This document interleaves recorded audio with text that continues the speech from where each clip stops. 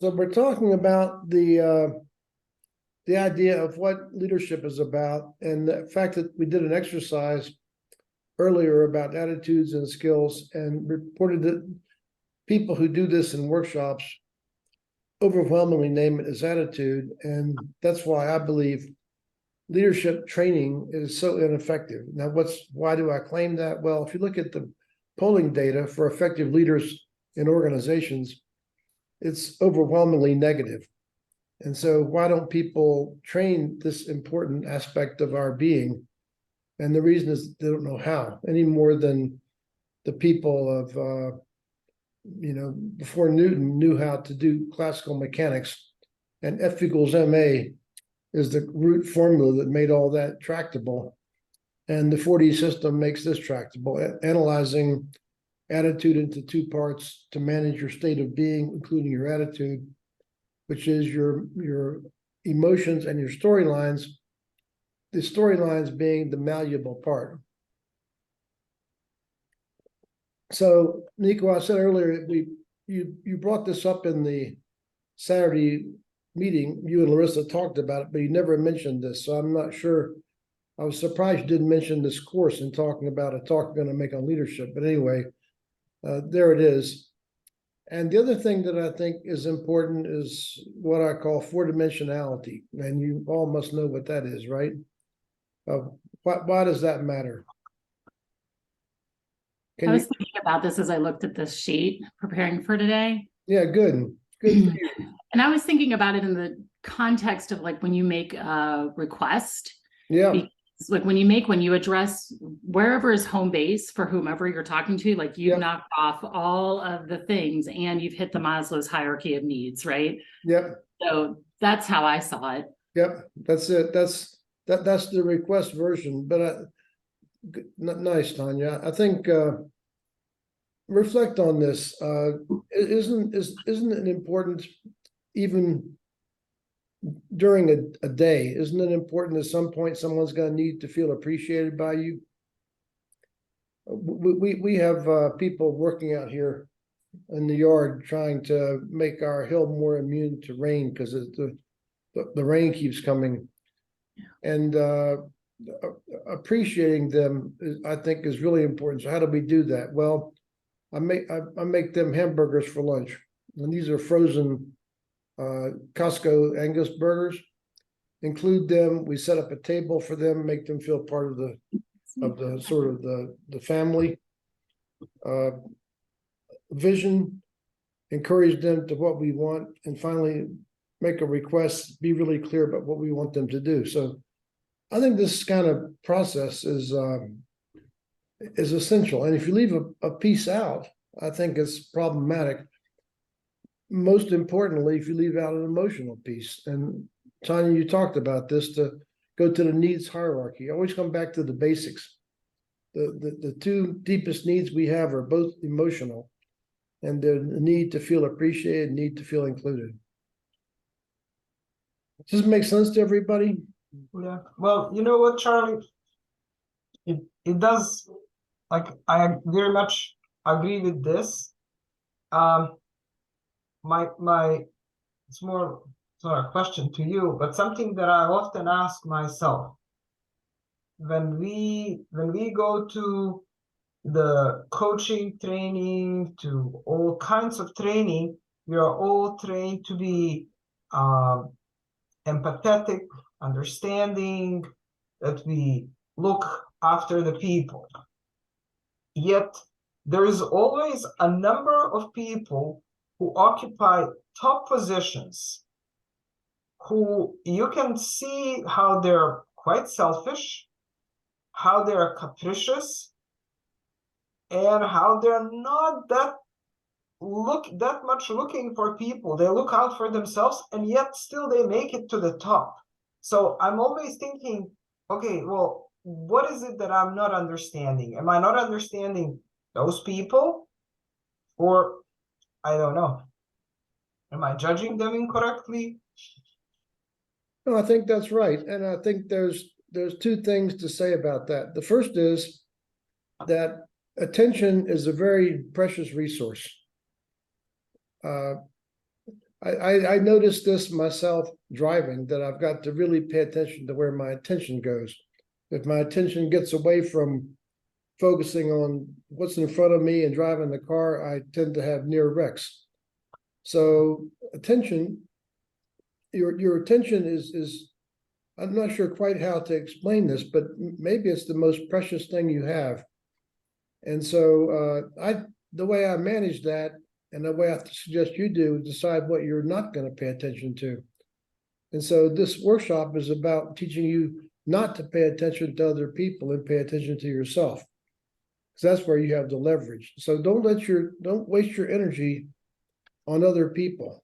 The second thing is that I've had this question over and over, particularly when we had a guy running NASA named Dan Golden, who had the emotional abilities of Donald Trump, but was a smart guy. And all I can say to them was just wait. And sooner or later, it comes home to roost. It takes time. It's coming home to roost, perhaps for Putin. For Dan Golden, he finally left NASA and got a big job at a university. And the people who had observed his behaviors over the years, 100 of them wrote letters, and the university fired him before he walked in the door. And he basically had to open his own business because nobody would hire him. So I think it takes time, but two things: focus on yourself. Don't waste your energy on thinking about other people. And second is, sooner or later, they go down. Sooner or later, Donald Trump will disappear. These people, sooner or later, Hitler goes away. It doesn't work in the long run.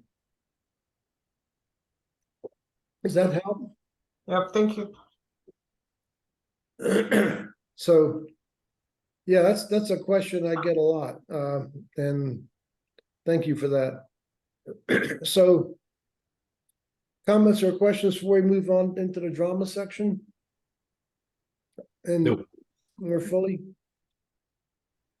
So, And just have to get out of the victim role here in South Africa. The electricity just went like 5 minutes ago, just as I was about to get on. And I had to run for this light because otherwise it's all in the dark over here. so what are the 4 drama states, folks? Rescuer, victim. Nico just named the first one. Victim. Mhm. Yeah. Rationalizer, blamer. Rescuer. Good. And what storyline drives the victim? There's nothing I can do. Perfect. Good student there. It's hopeless. There's nothing I can do. So can you see, Nico, you really weren't a victim because you were taking action. Yeah.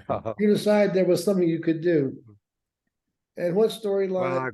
Well, I could have blamed, our energy That's supplier. Right, that's right. You could have said, you could have been a real victim and said, it's hopeless, nothing I can do, and sit there in the dark. Instead, you moved to the state of responsibility, which is able to respond. So what's the storyline, the red storyline that the rescuer runs? I must do it. Yep, I must do it, even though I shouldn't.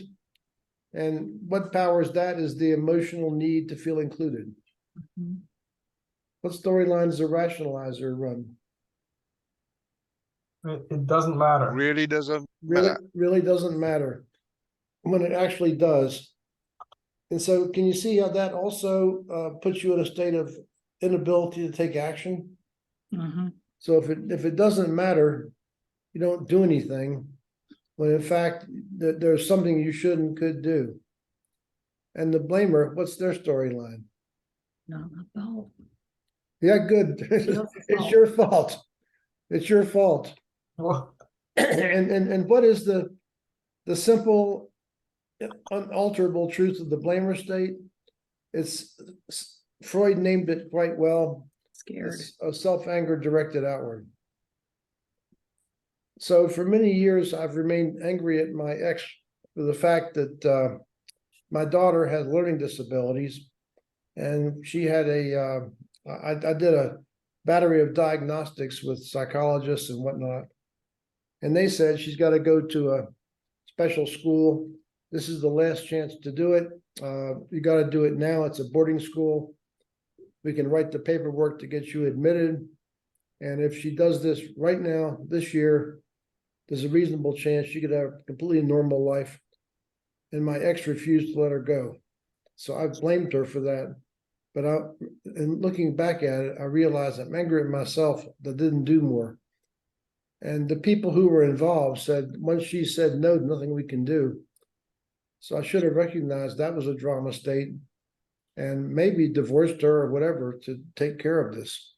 So I even doing this work, it took me a long time to realize my anger at her for the storyline I ran for so many years was I could tolerate almost anything except injuring the children. And in fact, I realized when I had a lot of energy around this, it was anger at myself. I did not do enough.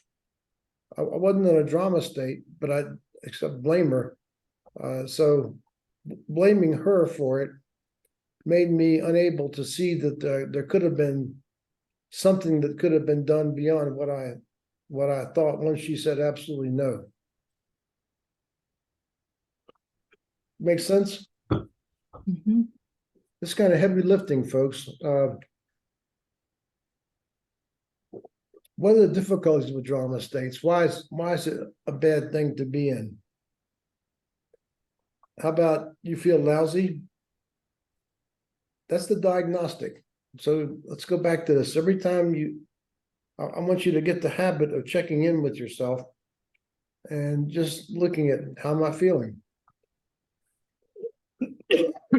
I'm going to tell you that I believe if you feel lousy, you're going to find you're almost always in a drama state. And if that's the case, you can diagnose it as we did in the slides and see which one it is. And I don't think, once you go down this path, I think it's straightforward. And then look at the storyline that's running it and see.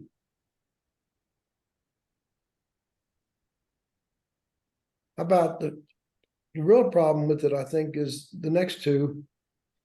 You misdirect your energy. So again, your life energy, I think, is really an important thing. I had a friend who had brain cancer, a NASA executive friend of mine who was a wonderful person, and he had surgery for it. And I said, what was the worst part of it? Was it the pain? He said, no, the worst part was my loss of energy. I sit in the chair and think for 30 minutes how I'm going to get up and get out of it. So your energy. And the problem with drama states is you're choosing by your storyline to misdirect your energy. And finally, when that happens, you lose your responsibility, which is not a word in the English language, it's a Charlie word. And what it means is your ability to respond.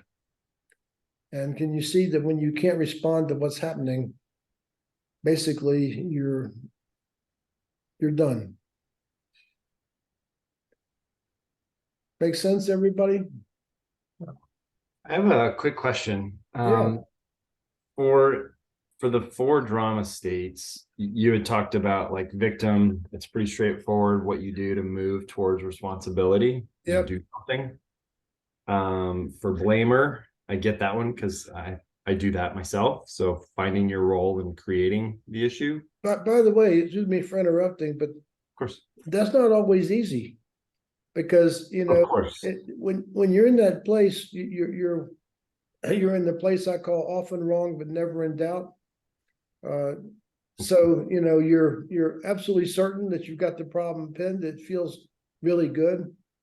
So that's a non-trivial thing to escape that one. Go ahead. Yeah, no, thank you.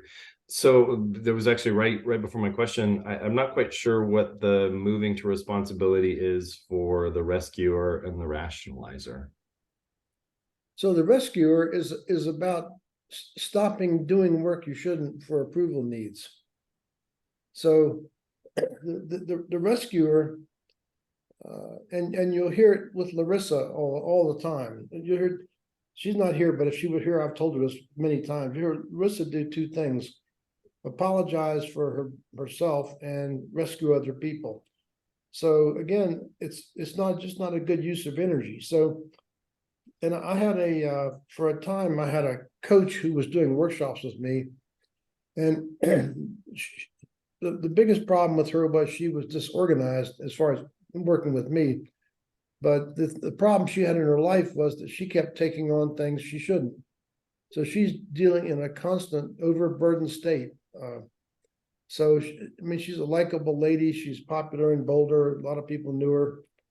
And so someone would call her up and say, could you, do blah, blah, blah. And she'd say, sure, and hang up the phone and be angry at them or herself for doing it. So that's the problem with the rescuer is this is all about how you use your energy. So all of her energy was sapped up in these things which she should not have done because it's just too many of them. Because in that social field, and Darinka, you talked about this, in that social field, you want to please the person. So I don't think there's any way to, I'm not prone to this, so this is really not my experience as much as it is just thinking about this. The social context field is a powerful thing, and while you're in it, you can't resist. So I think telling someone you're just going to decide to start saying no doesn't work because they can't. That's the unfortunate reality. So I think the thing you've got to do is get out of the field and and get away from the person, whether it's a phone call or in person. Cut off the connection, get clear of the field. The social field of them will go away once you're not in contact with them. It might take an hour or two, and then sit down and say to yourself, is this something I can take on and do, with in a sensible way? So that's about I think the main thing that happens there is taking on stuff you shouldn't. And the rationalizer is about saying something doesn't matter when it does. And the example I gave for that, one of my favorites, is the guy that gave me this score of 2 on a workshop. And what's interesting about this is that the rationalizer tries to make the problem go away with a storyline when the problem's emotional. So I was pissed off at the guy for doing this. And I tried to make the bad feeling go away with a storyline that it doesn't really matter what he did because the numbers don't matter. So when you average up 30 people or whatever into the score, it makes no material difference. But I was actually mad at him because I tried to do him a favor, probably a rescuer move on my part. I should have known better, and ended up biting me. So it's all about your precious life energy and how you use it. Did that help? Nat? Not quite closing the loop on the rationalizer.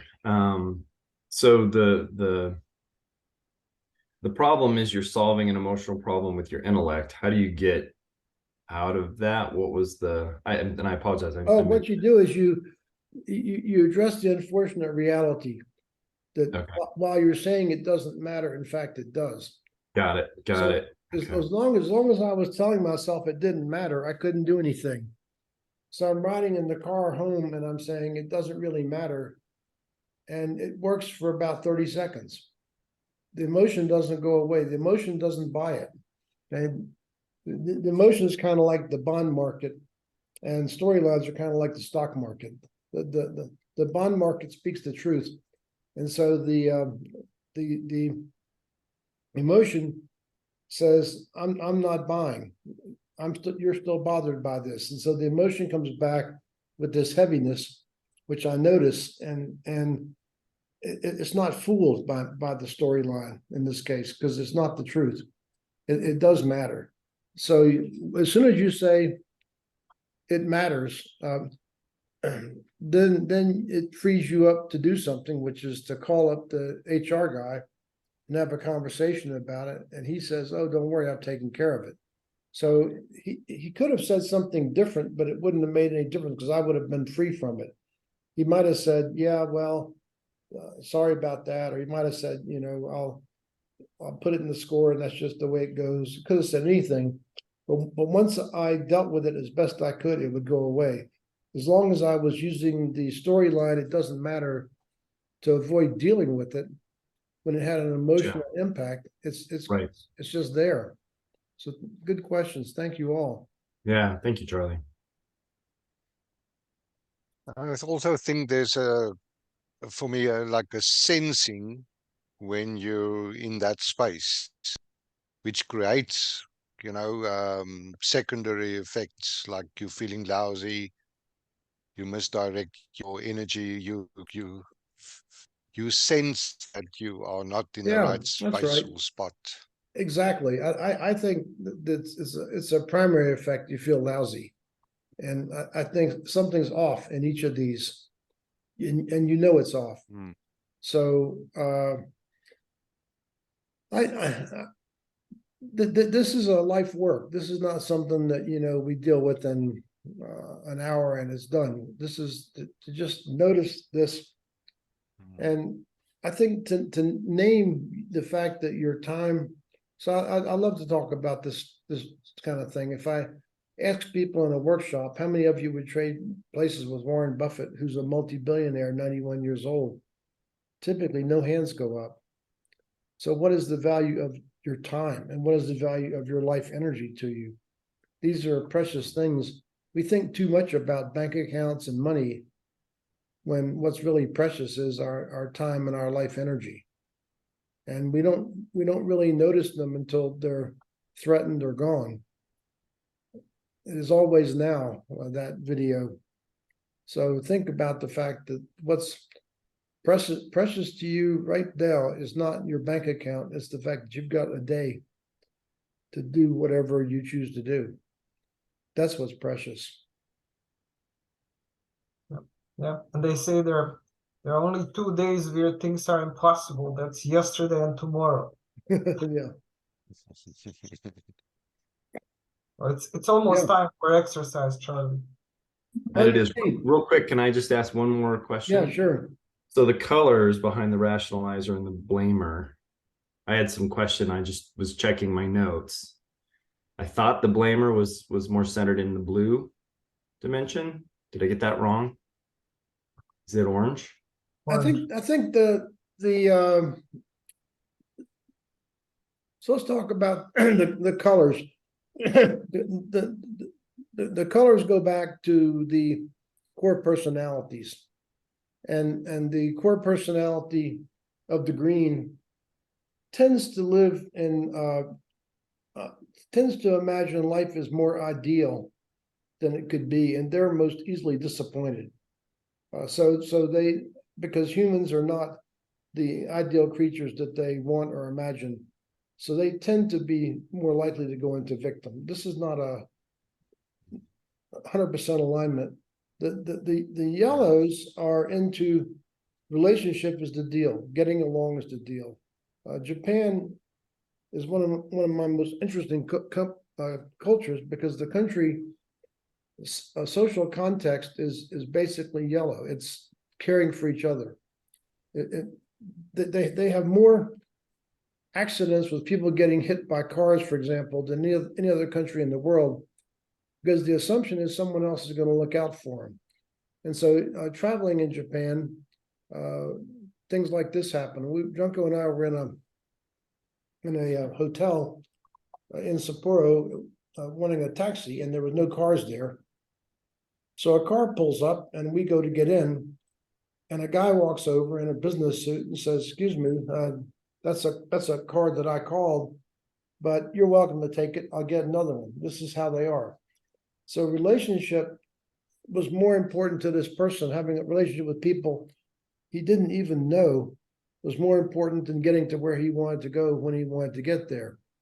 So relationship is so important. That sets up the need to take on work you shouldn't, because the person who's offering it to you is a relationship that you want to protect above everything else. The rationalizer is in the blue because this is the most mental place.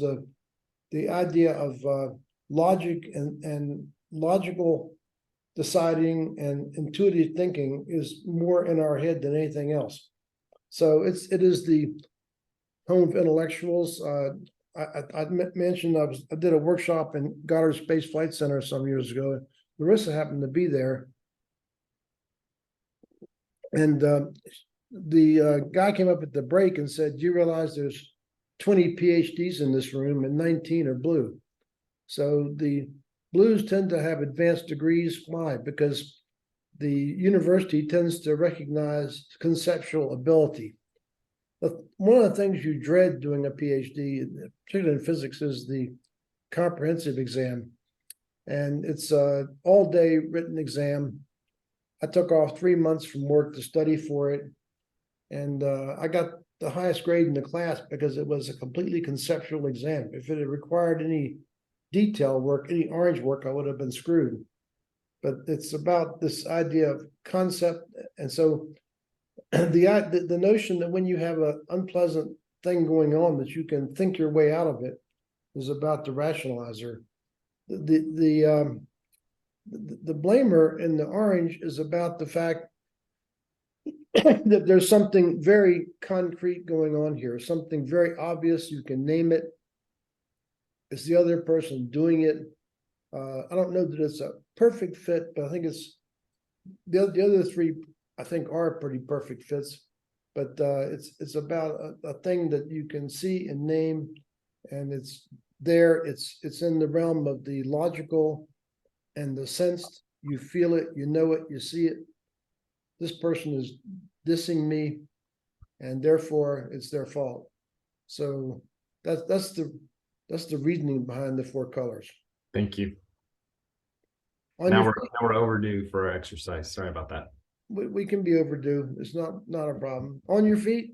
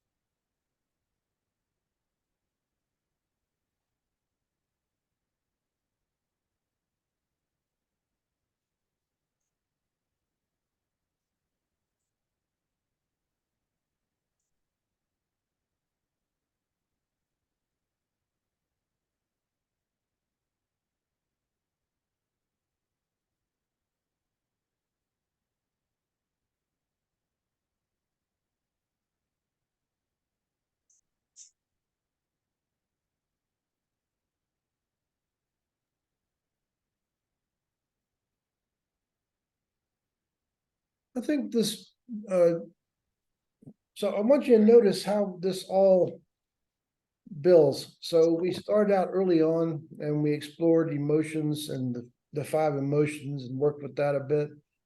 Then we explored the idea of storylines, which are true for us, but not the truth. Therefore, we can choose them.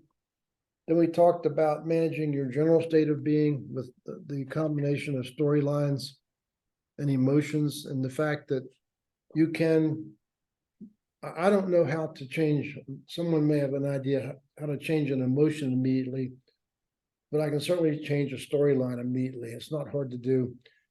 And it's just a matter of what you think about. It's about where your attention goes. Where attention goes, power flows. So shifting your attention from a thought that's limiting you to a thought that's energizing you in the right way. So those were the building blocks. And we talked about managing your state of being, and I gave you 3 examples of that from workshops. And now we've moved into the drama state place where we're using that. I'm going to call it technology. Maybe an overuse of the word, but to deal with what I think is one of the most important things that you can learn is how to notice and deal with this. I mean, if you can't do this, then everything in your life's going to be more difficult. If you can deal with this, I think you can see this is incredibly powerful. And for me, the most interesting revelation was the blamer state. And I talked about the fact that the Chinese, as far as workshops go, they're very skeptical. I really like doing workshops with them because they're full of questions, and they don't take anything at face value.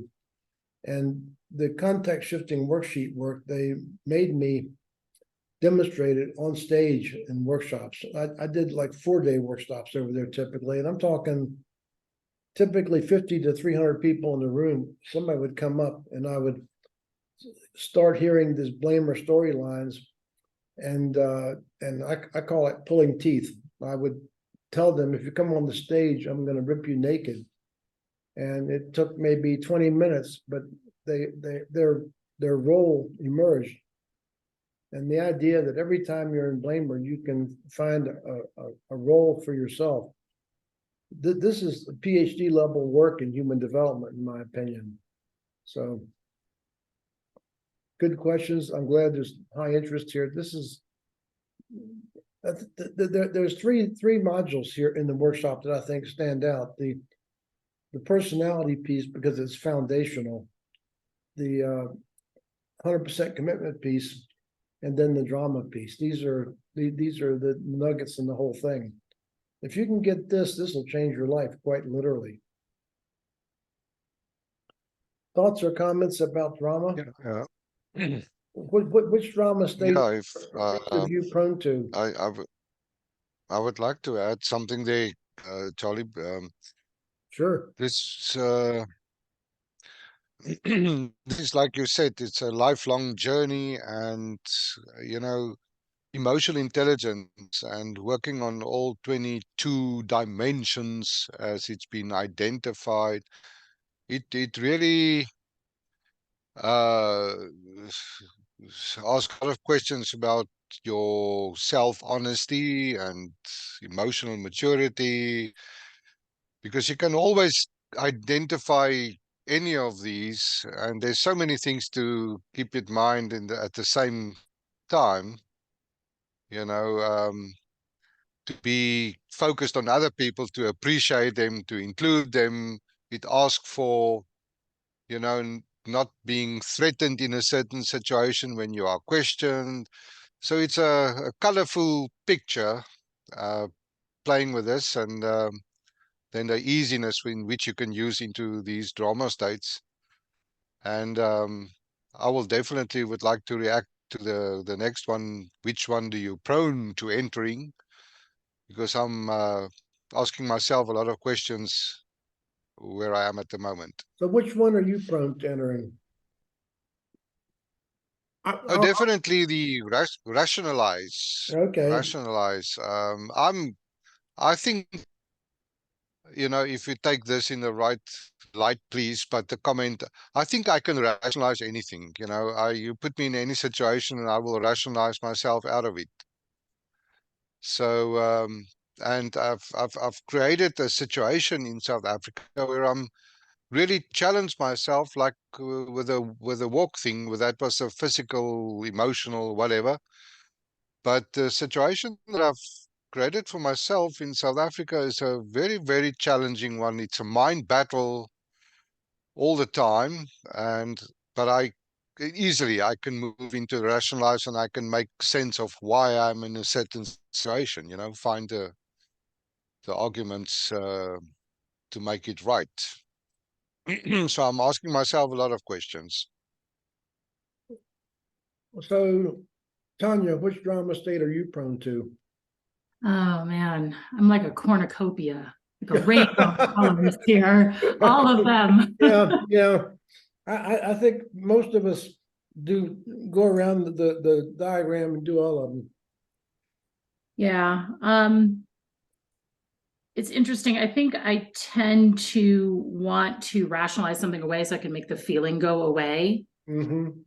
And then it gets to kind of this what's interesting about the rationalizers, they kind of end up in the same space as the victim. And so both of those feel like places that I get to, which is rationalizing it away so that there's nothing I can do, right?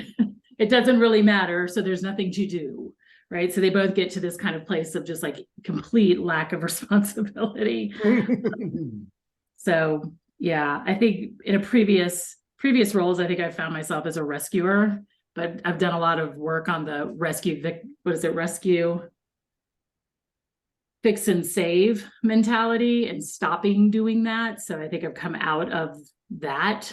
I think I derived a lot of what I believed was a lot of credibility because I was able to go in and fix all these things. And so I don't have a need to do that anymore, but I think rationalizer is and blamer.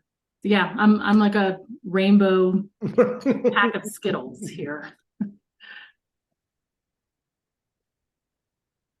Yeah, I think I certainly have blamer, particularly when I drive. Yeah, and I feel like there are times, certainly times in my work life where I will take something on because it's like, I'll just do it.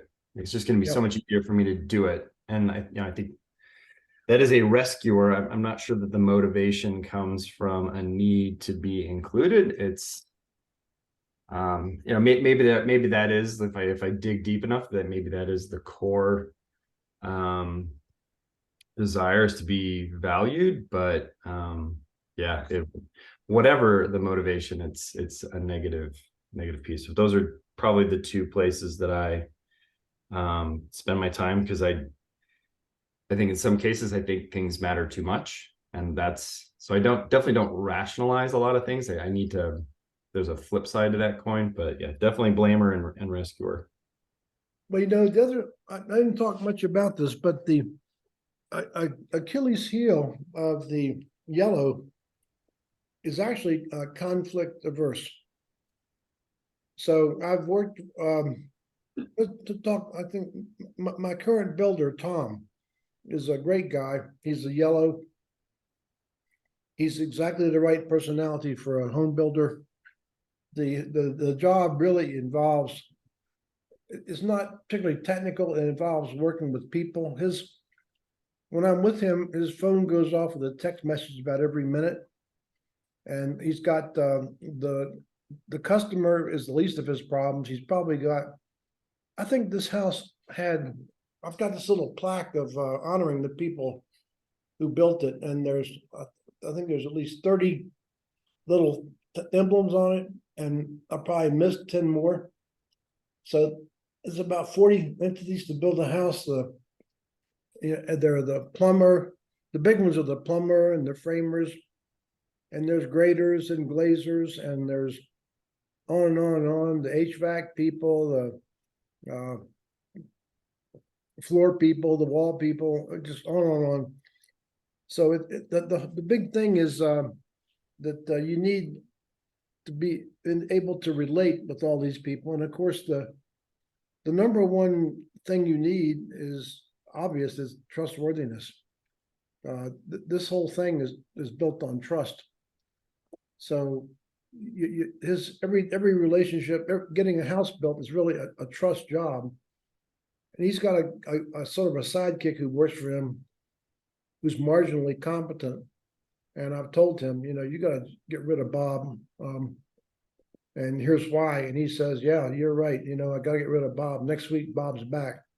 So he likes Bob, and Bob's likable. So he can't bring himself to doing this thing that a blue would do quite easily, just chuck off this dead wheat and get rid of it.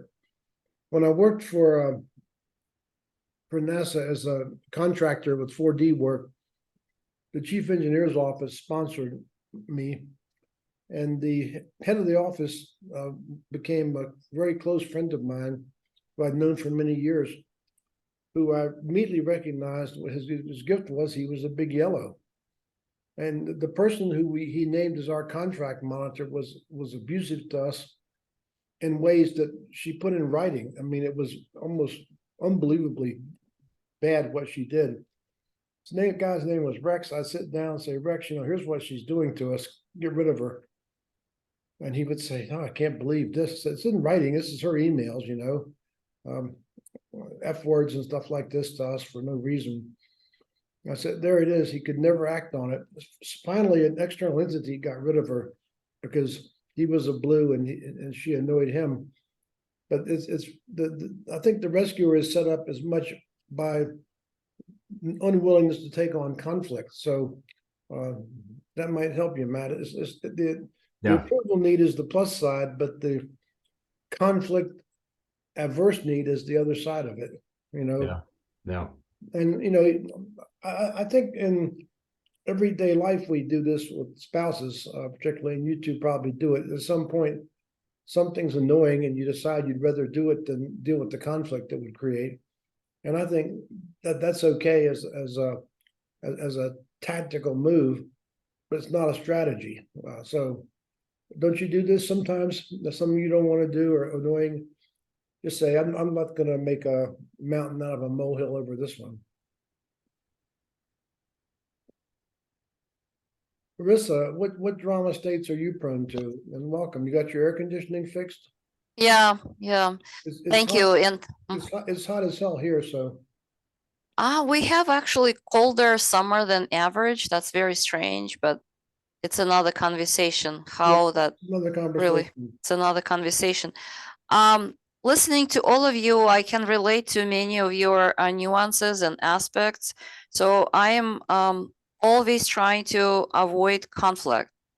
And I know it's probably my weak side, but that's connected to really being a rescuer from that perspective. It comes from the unwillingness to get into the conflict. And I realize that I'm blaming every time. I'm blaming myself only.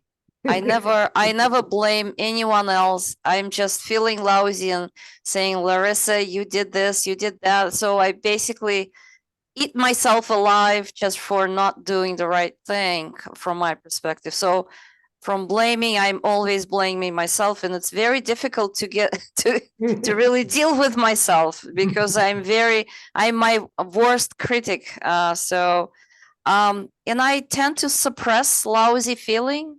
So trying to really I recognize it, but I'm doing my best to suppress it.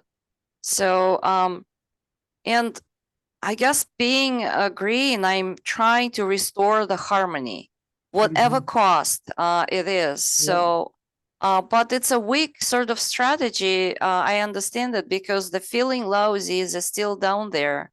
So it's not going anywhere. So that's basic. So yeah, I put my cards on the table. Now everybody know my weak side. So that's So your cards will always face up. my cards are always face up. Yeah.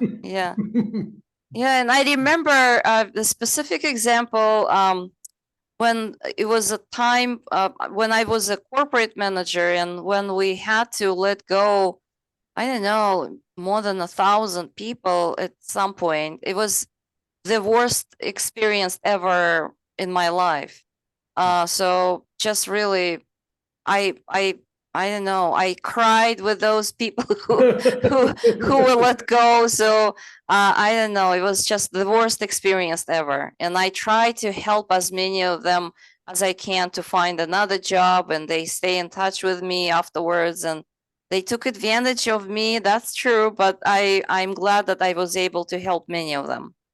I think it's interesting how you language it. Let go, like they wanted to live and you let them. Yeah, that's right. You fired them, Larissa. Yeah, I fired them. But you didn't let them go. but working in a corporate environment, and especially large corporation, it's just I don't know, how should I say it? It's a very challenging experience, if you will. So when it comes somewhat unexpectedly, and the security guys were sent to a cubicle, an office, and people just don't have time for anything. They just literally walked out of the office to the exit, and that's it.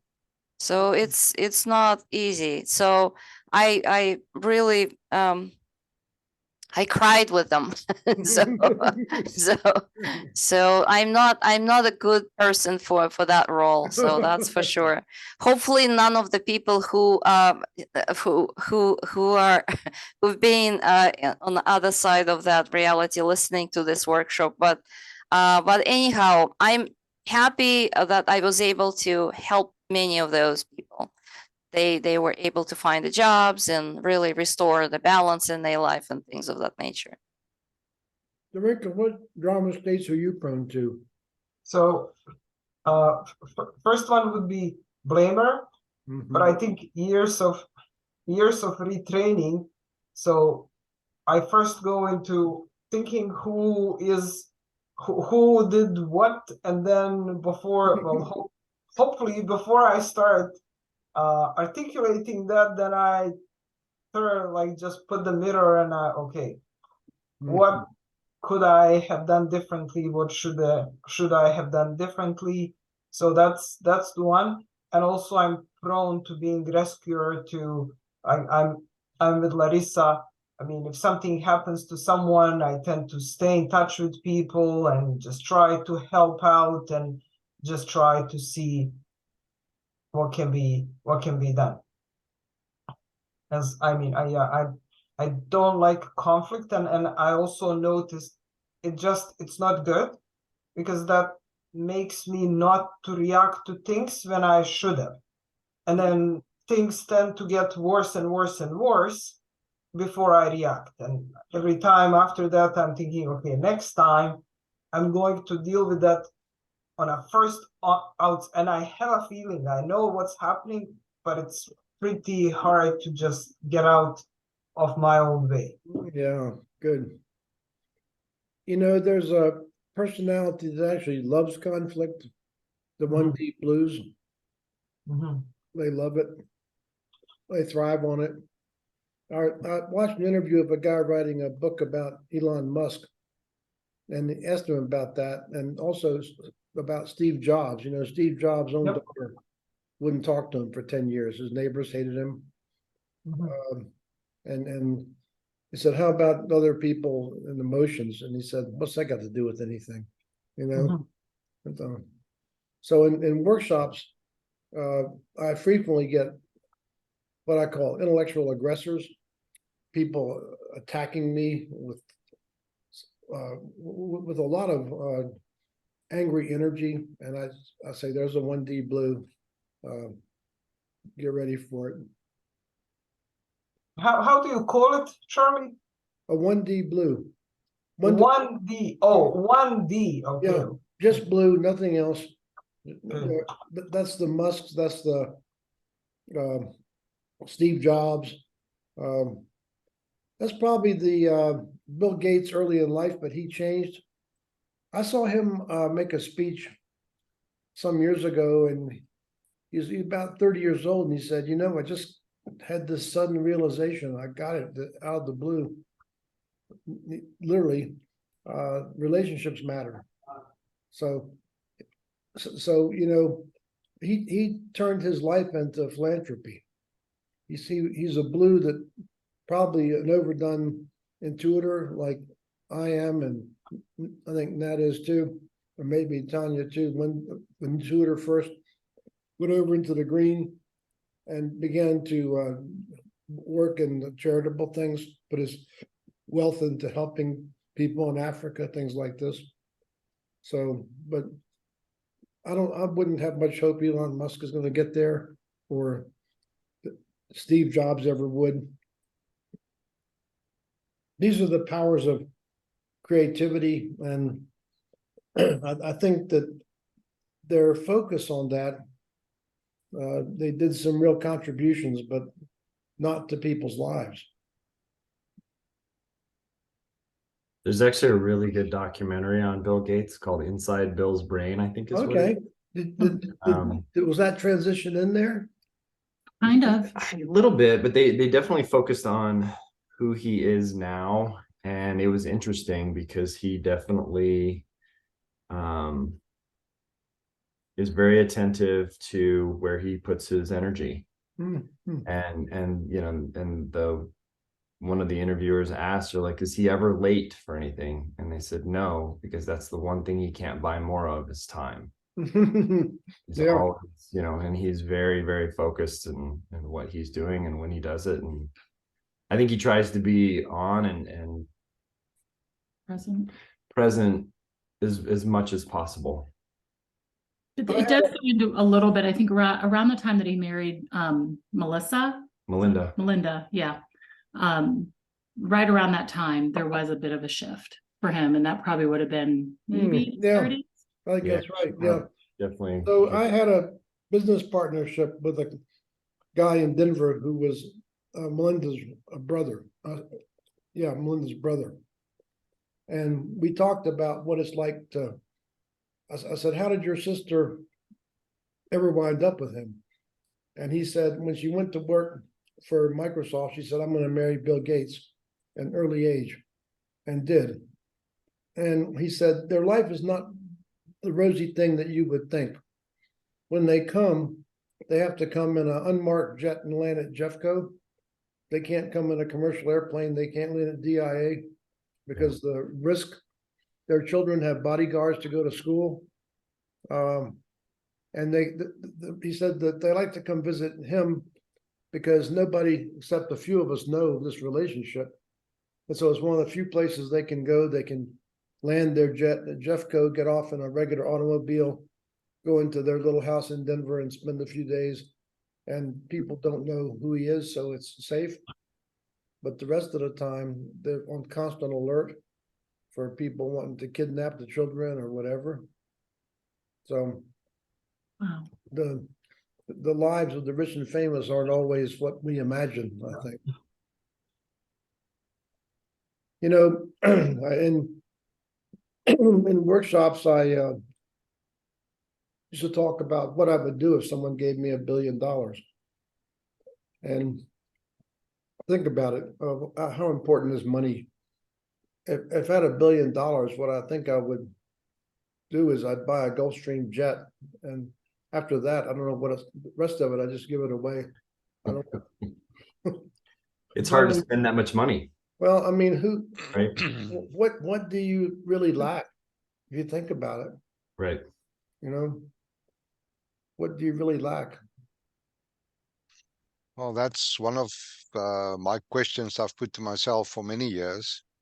And if I get that million or billion or whatever, I always want to say, I will just carry on. I will do exactly what I'm doing now. Yeah, there you go. That sort of, that really has become a criteria for the last 10 years, I would say, really. I don't have any doubt about that. Well, we'll wrap up for today, and if anybody gets $1 billion from someone, let me know. I can help. Thanks, everybody. Yeah, I It's won't great say to no. Thank you. Have Thank a you great all. week. Good session. Bye-bye. Thank you. Bye-bye. Thank you.